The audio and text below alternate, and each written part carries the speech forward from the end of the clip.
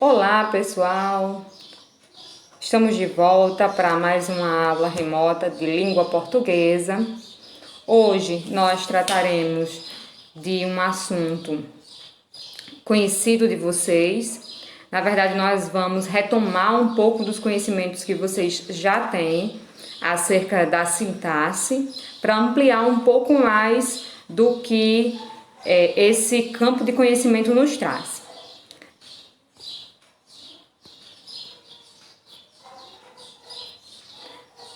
Neste bimestre, você aprenderá sobre diversos conceitos como sintaxe e morfossintaxe. Por conta disso, vamos revisar os principais assuntos estudados, tudo bem? Tenho certeza que no ano passado e anos anteriores vocês já viram esses conteúdos, mas para que nós possamos retomar de uma maneira mais eficiente, então eu vou lembrá-los para a gente poder partir dos conceitos pré-estabelecidos. Quando se fala de sintaxe, muitas vezes a gente pensa, eu não sei o que é sintaxe, eu não sei o que é morfologia, eu não sei o que é morfossintaxe, que são áreas da língua portuguesa na vertente da gramática. A sintaxe corresponde a um dos níveis de análise de uma língua, que tem como objetivo principal descrever as regras responsáveis pela formação de uma sentença e a função dos termos que a constituem. Ou seja, se preocupa basicamente em compreender a organização e o funcionamento das estruturas. Quando nós elaboramos frases, elaboramos textos, essa organização das estruturas já está intrínseco em nós, como falantes de língua portuguesa. Mas tem uma área do português que é direcionado para estudar essa organização, estudar a relação dos termos. E essa área é a sintaxe. A partir do estudo da sintaxe, veremos os termos essenciais da oração. Isso aqui é um conhecimento que você já tem, então eu vou pontuar rapidamente. Frase, oração e período. Frase é todo enunciado com ou sem verbo que tenha sentido completo. Então, falou uma frase, significa que você utilizou a comunicação e se fez entender. Se eu pegar muitas palavras e colocar de forma aleatória, posso começar com letra maiúscula, terminar com ponto, e aquilo não vai ser frase. Por quê? Porque não tem um sentido, não me dá a comunicação. Então, frase tem que ter um sentido completo. Tem verbo, não tem verbo, isso é independente. Exemplo, fogo. A palavra fogo não é verbo, é substantivo. Então, ele sozinho, essa palavra sozinha já constitui uma frase, porque pensemos uma situação que você está diante de um acidente doméstico, por exemplo, e aí você grita para que outra pessoa entenda fogo. Não há comunicação. Se houve comunicação, é frase, mesmo que seja uma única palavra. Estou em casa, também é frase. Já a oração é todo enunciado, de sentido completo ou não, que possua verbo. Então, esse nosso conteúdo, ele vai ficar sempre estruturado, sempre rodando em volta do verbo. É muito importante que vocês saibam reconhecer um verbo. Porque se não souberem, se ainda não estiverem dominando esse conteúdo, vai ser difícil de acompanhar as outras estruturas que nós veremos. Portanto, você chegou aqui, não sabe o que é verbo, não sabe reconhecer um verbo, então faça umas pesquisas, volte em aulas anteriores para que você domine esse conceito.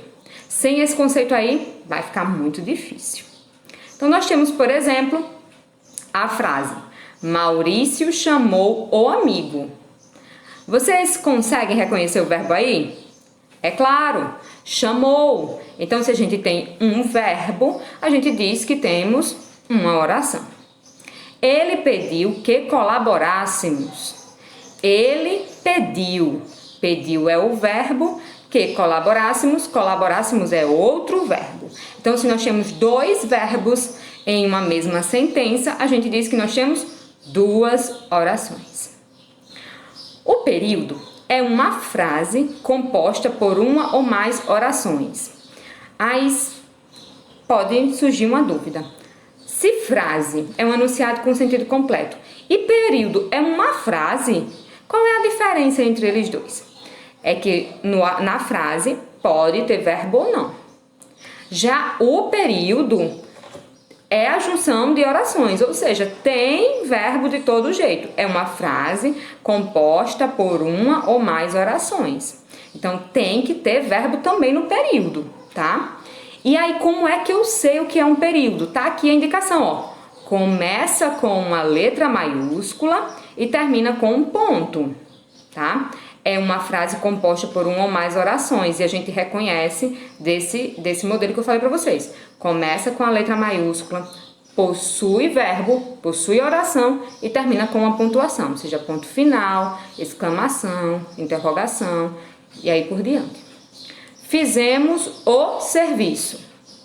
Fizemos é um verbo, portanto tem uma oração. Começou com a letra maiúscula, terminou com ponto, teve sentido completo. Então, aí a gente tem uma oração e um período. Estudei e fui para a escola.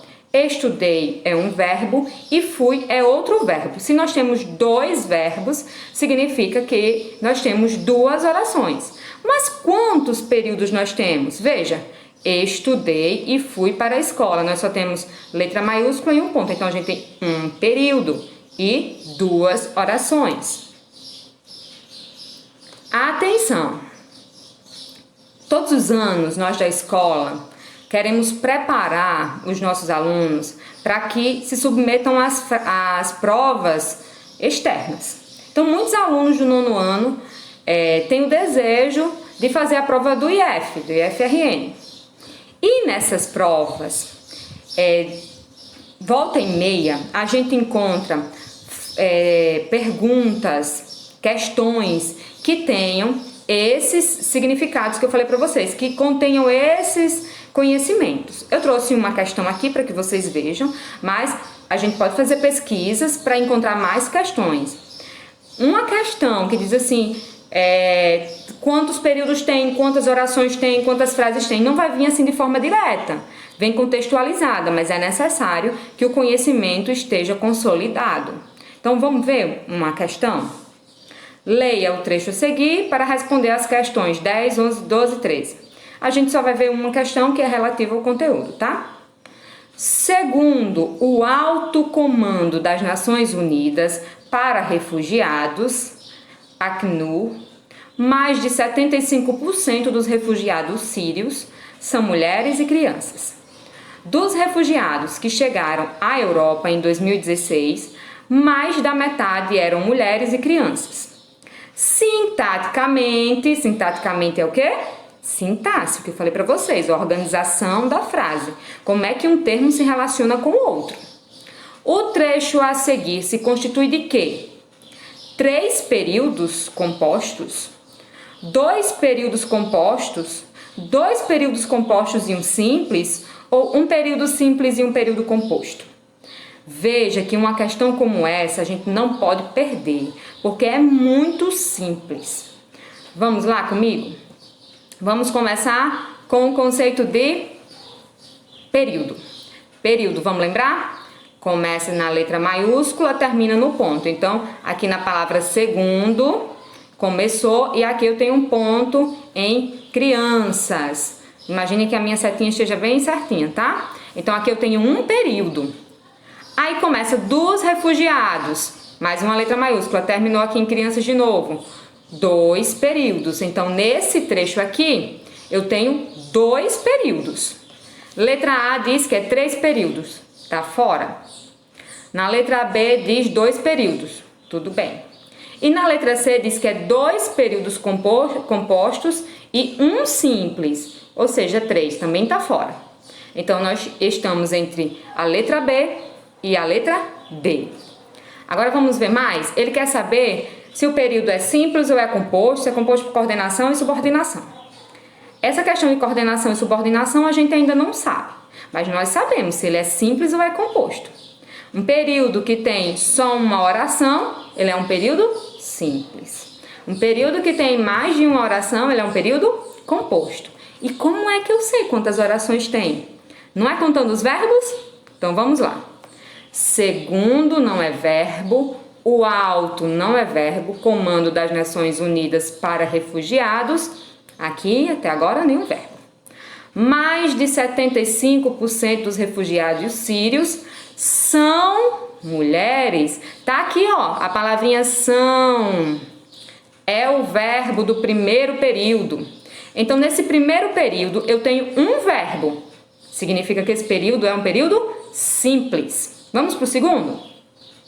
Dos refugiados que chegaram, isso aí, eu tenho certeza que vocês reconheceram. Chegaram, um verbo, uma oração. À Europa em 2016, mais da metade eram. Opa, 2 verbos, 2 orações. Se tem 2 orações, período composto. O primeiro período é um período simples. O segundo período é um período composto. Só um minutinho. Então, nós já sabemos qual é a alternativa correta. A alternativa correta aqui é a letra D, né? Nós temos um período simples e um período composto. Essa questão nos faz pensar que esses conteúdos podem vir e vêm em provas externas e internas, por isso é muito importante. Pode ser que venha de maneira diferente. Eu já encontrei até questões interpretativas que diziam assim: de acordo com o segundo período do primeiro parágrafo, então é necessário que esses conceitos estejam bem claros, ok? Vamos mais adiante. Cada oração se divide em 2 partes básicas, chamadas de termos essenciais. Termos essenciais. Agora, nesse período pandêmico, a gente já disse, é serviço essencial, e todo mundo já sabe que essencial é que a gente não pode ficar sem. As orações não podem ficar sem, são essenciais. 2 termos, na verdade, um é muito mais essencial do que o outro, mas aí a gente vai lembrar, tá? Eu estou passando coisas que vocês já conhecem pra gente relembrar. Os 2 termos que não podem faltar para uma oração são sujeito e predicado. Vocês já sabem que sujeito é sobre o que, sobre quem, sobre o qual se dá uma informação. E o mais importante é aquele termo que concorda com o verbo, que combina com o verbo, tá? É aquele que o verbo está sendo concordado com aquele termo. Portanto, mais uma vez, o conhecimento sobre verbo é primordial. E o predicado, o que é? O predicado é a informação que se dá para o sujeito. Então, gente, é muito simples. Encontrou o sujeito, retirou o sujeito da frase, o que sobrou é predicado. São 2 termos essenciais, sujeito e predicado. Se você conhecer o sujeito, o que ficou é o predicado. Eu falei para vocês que nós temos 2 termos essenciais, mas um é muito mais essencial do que o outro. Por quê? Porque o sujeito a gente tem vários tipos. Simples, composto, desinicial, indeterminado ou oração sem sujeito. Ou seja, a gente até pode ter uma oração sem o sujeito, mas a gente nunca vai ter oração sem predicado, tá? Podemos ter uma oração sem sujeito, mas nunca sem predicado. A gente nunca vai encontrar oração sem predicado. E vocês vão ver por quê. Vamos ver? Eu tenho aqui 2 frases. A primeira frase aí do quadrinho verde diz: Tonico mora no interior de São Paulo. De quem eu estou falando? Estou falando de Tonico. E se eu quero confirmar que isso aqui é o sujeito, eu vejo quem é que está combinando com o verbo. O verbo é morar. Quem mora? É Tonico. Então, mais uma vez, eu já confirmei que Tonico, ele é o sujeito. Tirei o sujeito Tonico, o que ficou? O predicado. Mora no interior de São Paulo. Vocês perceberam que aqui, no predicado, ele está estruturado sobre o verbo morar. Note que o verbo sempre fica no predicado. Então, tá aqui a justificativa. Por que é que uma oração pode ter sujeito, mas não pode ter predicado? Porque a premissa principal para ser oração é que tenha verbo. E o verbo sempre fica no predicado. Então, não existe oração sem predicado. Tem que ter, tá? A segunda frase diz: graves acidentes automobilísticos acontecem nas estradas. Eu estou falando sobre o quê? Estou falando sobre acidentes. E eu digo qual é o tipo de acidente, é automobilístico. Sobre o que eu estou falando, ele é o sujeito. E a informação que eu trago sobre aquele sujeito é o predicado. Então, o que acontece com os acidentes? Quando acontecem, como acontecem? Acontecem onde acontecem, né? Acontecem nas estradas. Aqui, ó, eu tenho o verbo acontecer, que sempre fica no predicado, e por isso eu sei exatamente que graves acidentes automobilísticos é o sujeito. É sobre o que eu estou falando. É o que concorda com o verbo. Acontecem nas estradas é o predicado, porque aí eu estou dizendo quando é que acontece, como é que acontece esse acidente. A predicação verbal. Aí vamos nós. A gente já sabe, a gente já lembrou que o predicado ele é estruturado em um verbo. E para isso, nós precisamos agora adicionar mais uma informação.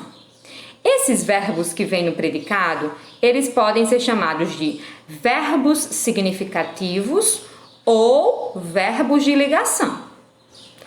Em função da relação que os verbos estabelecem com outras palavras, podemos dividi-los nessas duas formas.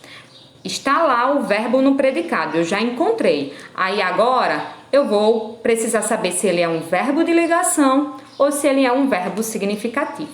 Qual que é a diferença? Os verbos significativos, eles indicam uma ação. Como o nome já está dizendo, ele traz uma carga de informação maior e por isso a significância daquele verbo é importante para o predicado. Já o verbo de ligação, ele não indica a ação.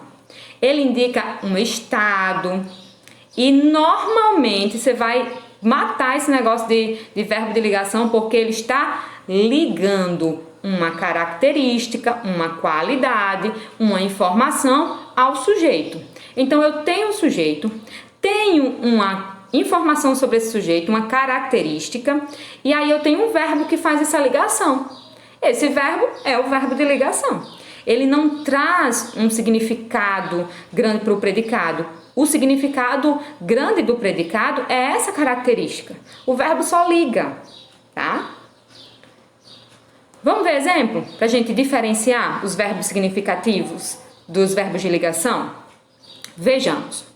Você escreveu bastante hoje. O sujeito é você. E você fez o quê? Fez uma ação de escrever. Então, esse verbo aqui, ele é um verbo significativo. No segundo exemplo, eu tenho: a vida na cidade pequena é muito tranquila. Eu estou falando sobre o quê? Eu estou falando sobre a vida. A vida onde? Na cidade pequena. Tudo isso aqui é o sujeito. Depois, eu tenho uma qualificação para essa vida. A vida não é agitada, a vida é tranquila. Essa tranquilidade aqui é muito tranquila, né? Tranquilo, um adjetivo que traz uma qualidade sobre a vida. é o mais importante da frase.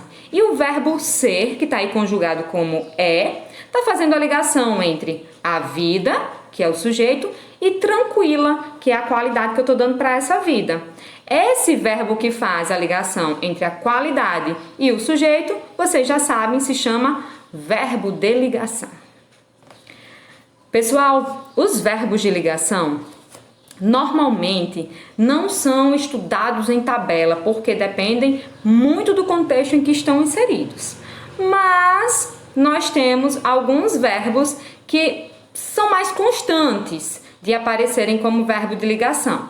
Olha aí: ser, estar, ficar, permanecer, continuar, parecer, são normalmente verbos que vêm fazendo essa função de ligar o sujeito a uma qualidade. Então, fiquem muito atentos para reconhecerem quando um verbo ele é verbo de ligação.